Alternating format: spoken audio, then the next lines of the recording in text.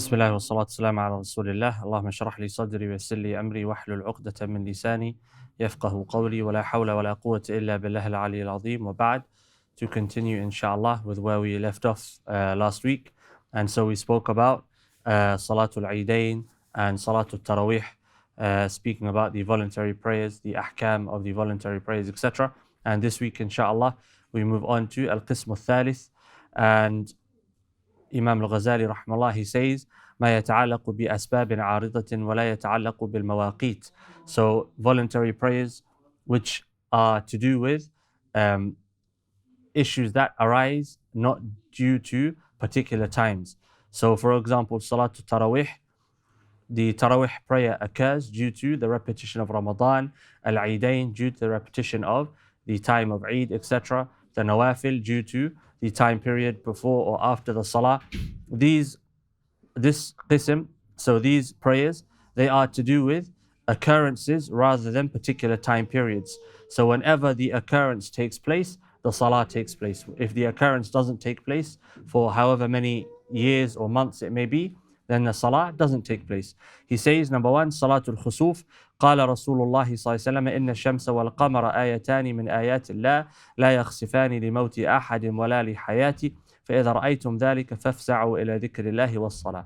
So the first is Al-Khusuf, and the Khusuf prayer is basically the eclipse prayer. Whether it's a solar eclipse or a lunar eclipse, there is a Salah for these prayers, although there is a difference of opinion amongst the fuqaha. Some of the fuqaha believe that the prayer should be prayed individually, whereas the others will say that it's to be prayed in jama'ah. And as was mentioned previously, we're not going to go into the differences of opinion here, but we take what Imam al-Ghazali rahimahullah ta'ala has said. Why? Because it's his book that we're speaking about and we're discussing, and he is of course an Imam, but we bear in mind that he is an Imam from the A'immah of the Shafi'iyah. So the Prophet ﷺ, he said that the sun and the moon are two signs from the signs of Allah subhanahu wa ta'ala. And notice here the word ayah. So ayatani min ayatillah. And we refer to what we call in English verses of the Quran as ayat. We would say ayah, kada, etc. Why? Because one line of the Quran is an ayah in and of itself. And this is something which is lost in the meaning when we use the term verse. When we refer to a verse of the Quran in English, it loses the meaning when you refer to it as an ayah in Arabic. You say al-ayatul fulaniya from Surah al-Kada, for example. It has a particular meaning. Why? Because it's an ayah that itself expresses the fact that Allah subhanahu wa ta'ala exists, and the oneness of Allah and the uniqueness of Allah, etc. And the Quran is from the biggest ayat of Allah subhanahu wa ta'ala. Why? A person, as we see today, may fool themselves into thinking that this creation that we exist within came from nothing.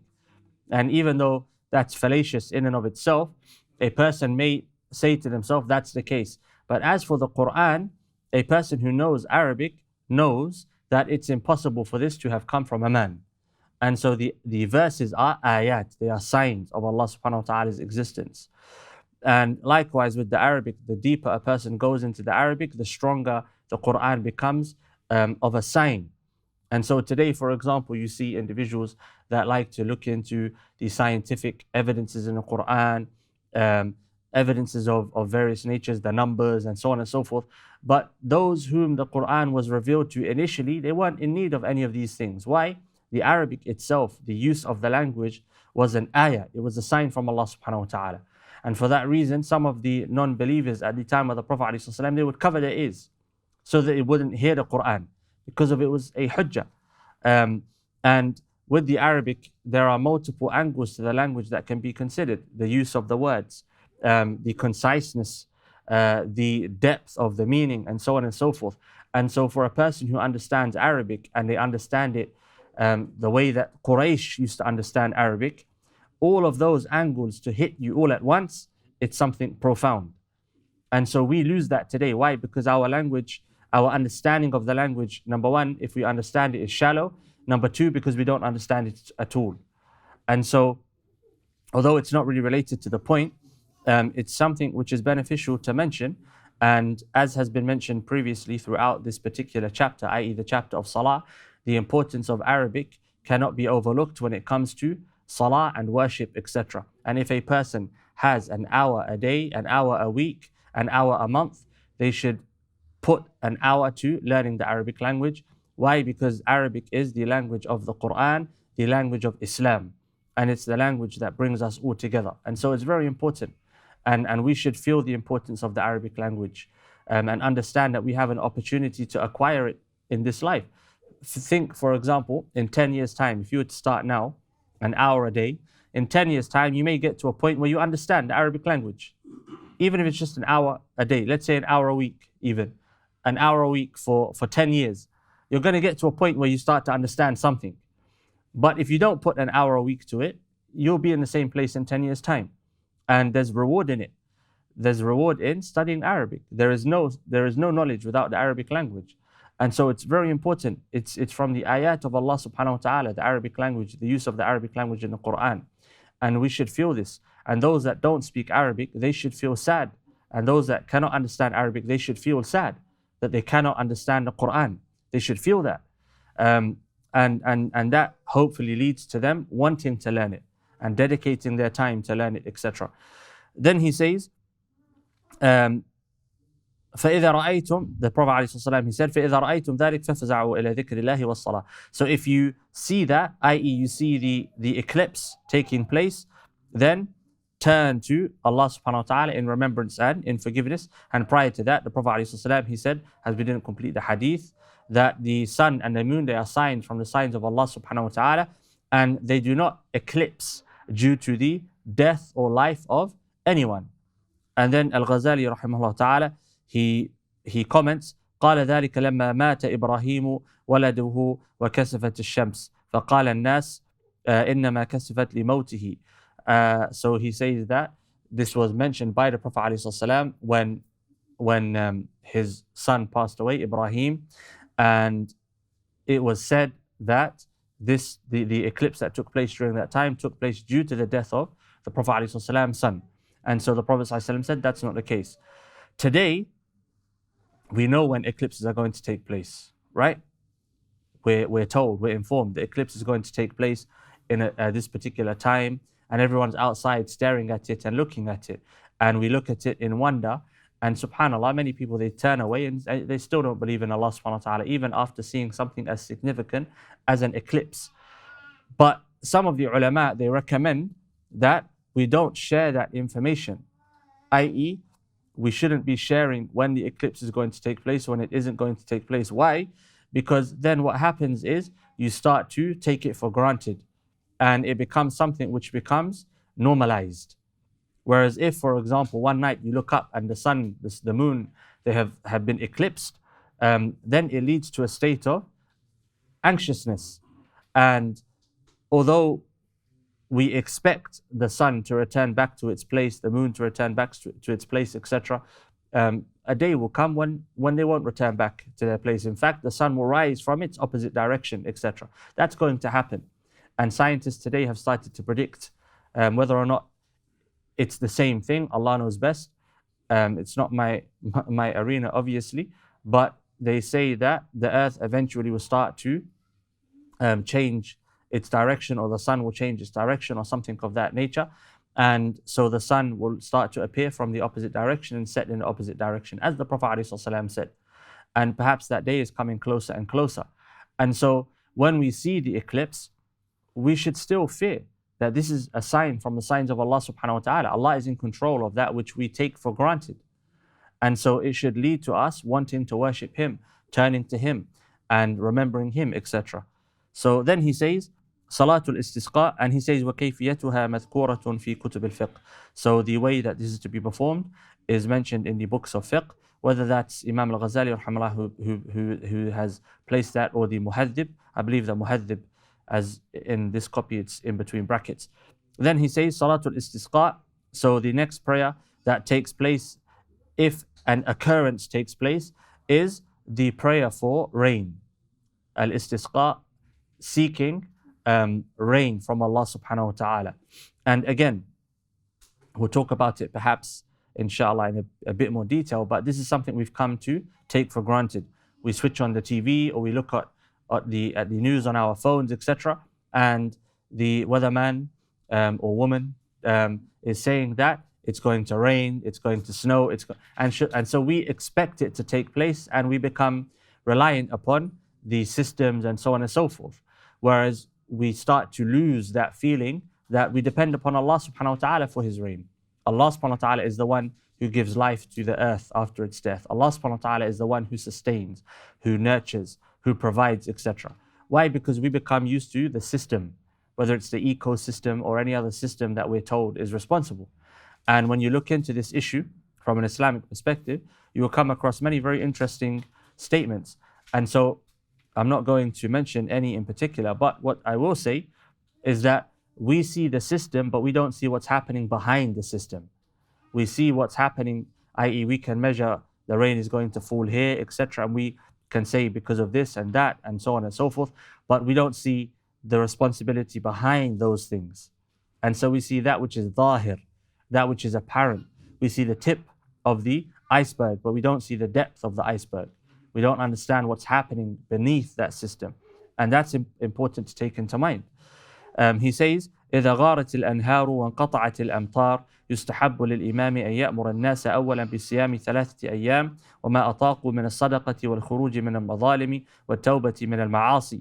So he says, if the rivers or the lakes or the streams start to dry up and the rain starts to stop, the sky holds itself from releasing its rain, then it's mustahabun, recommended that the Imam, i.e. al-Imam al-A'zam, not the Imam of the Masjid, al-Imam al-A'zam, the Sultan, the Khalifa, etc., the leader of the land, depending on the context and the place.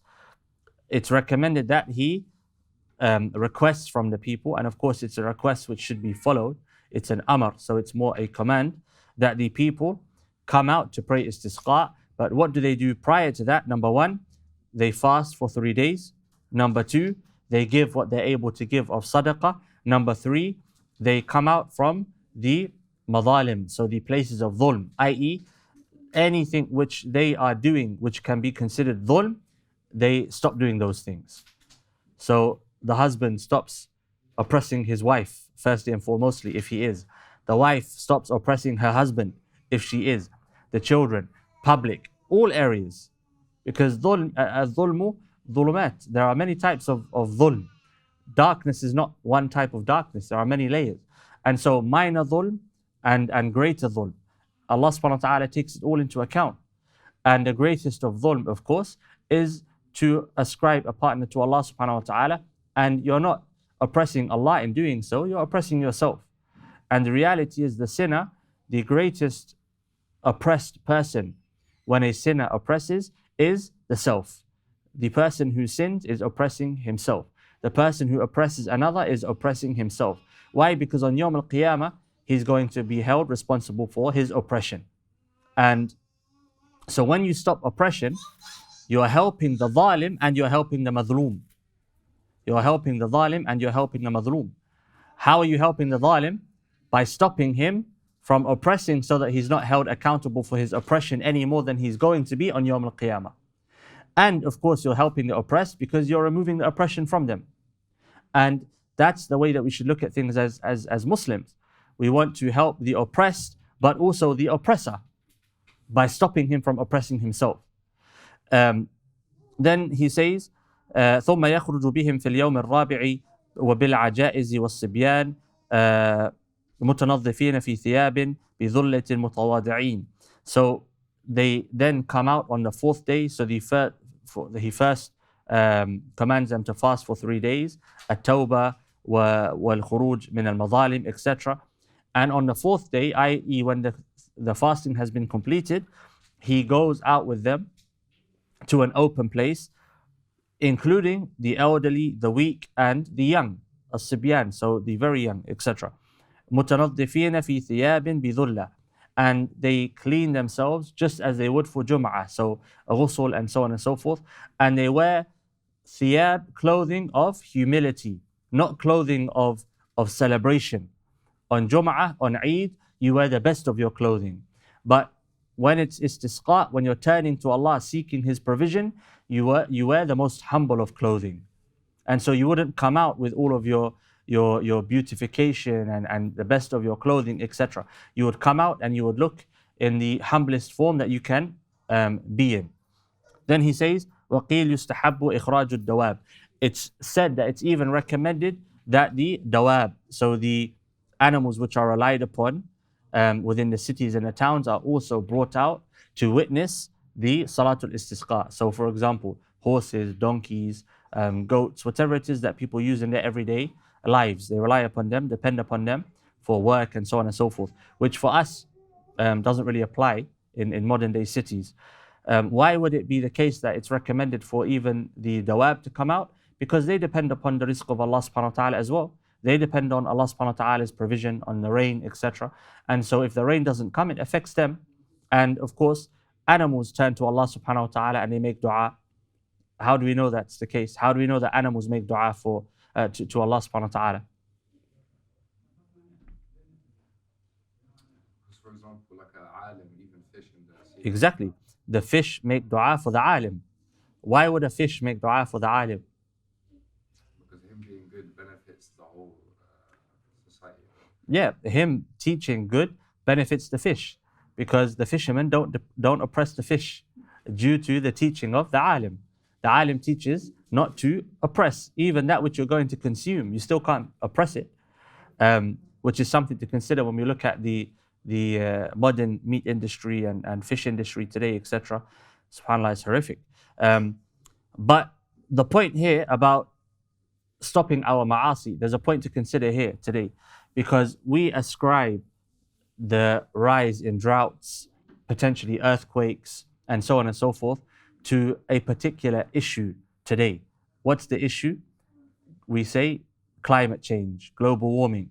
And in fact, you even have individuals gluing themselves to roads to stop the kind of or to bring about an awareness of this issue.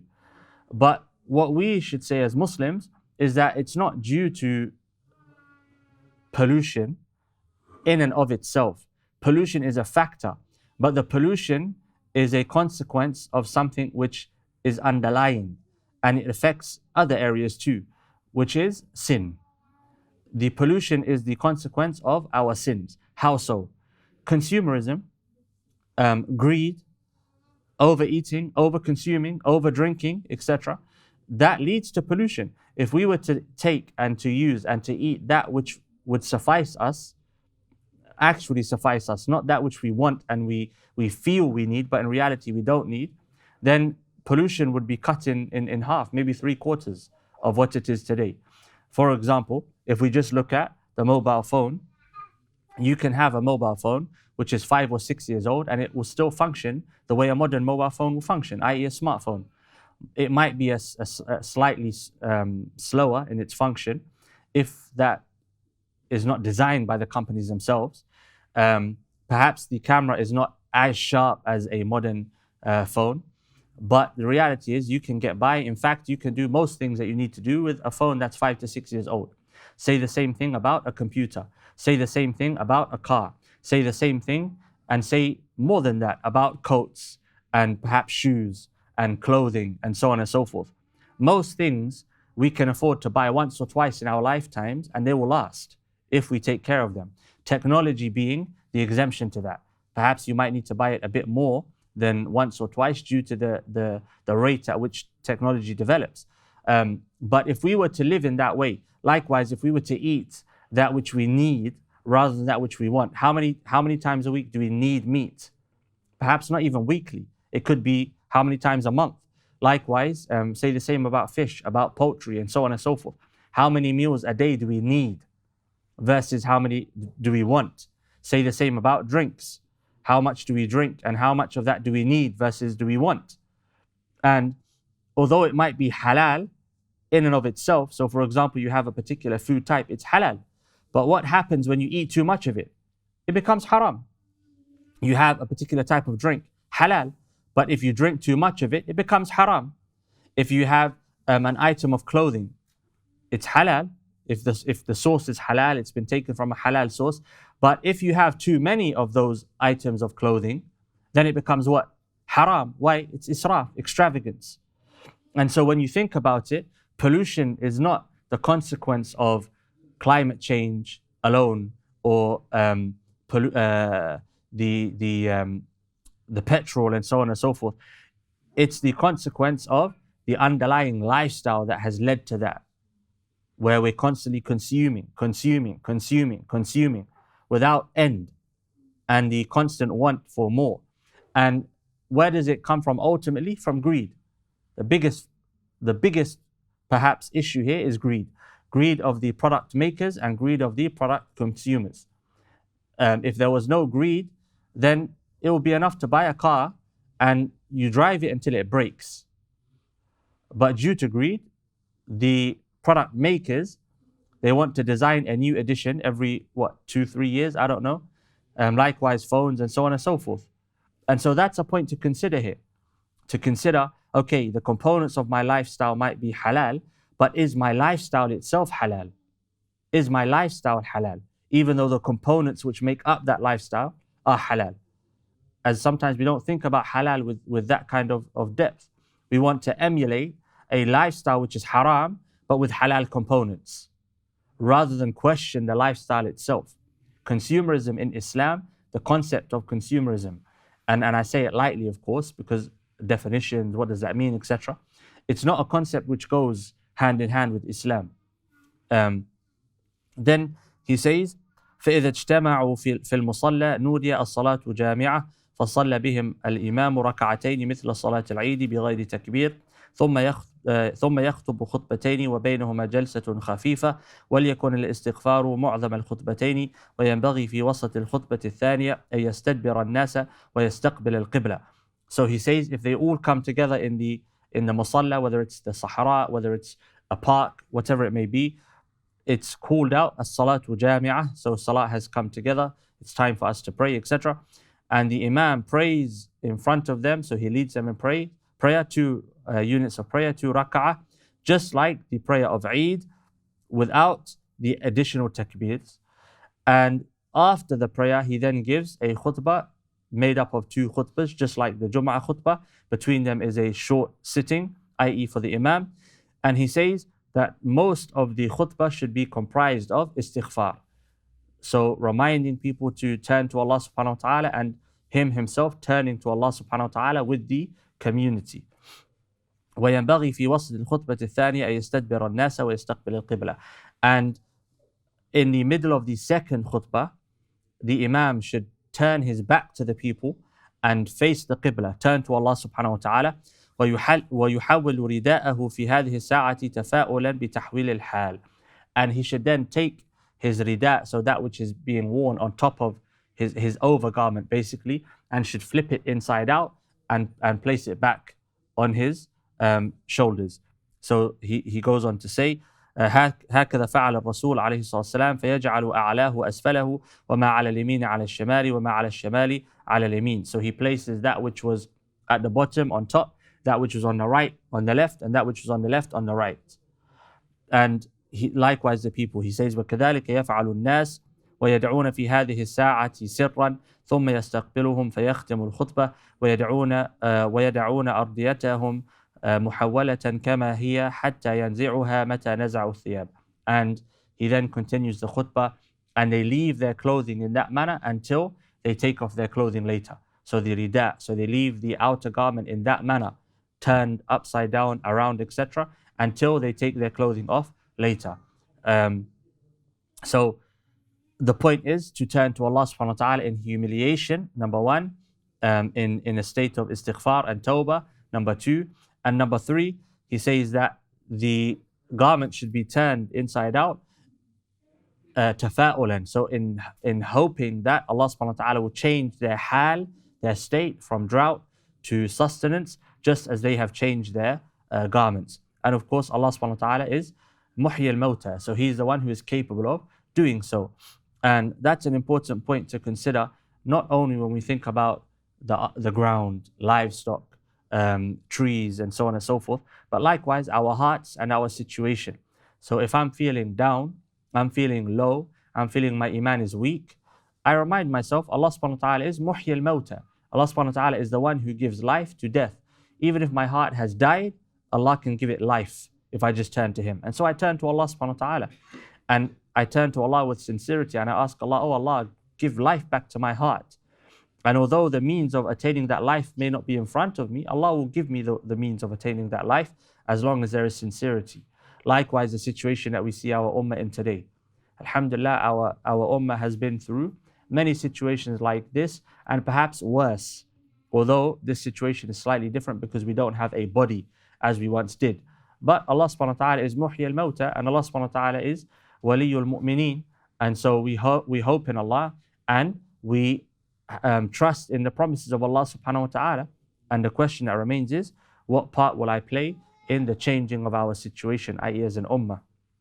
Then we come to Salatul Janaiz, and it's relatively longer.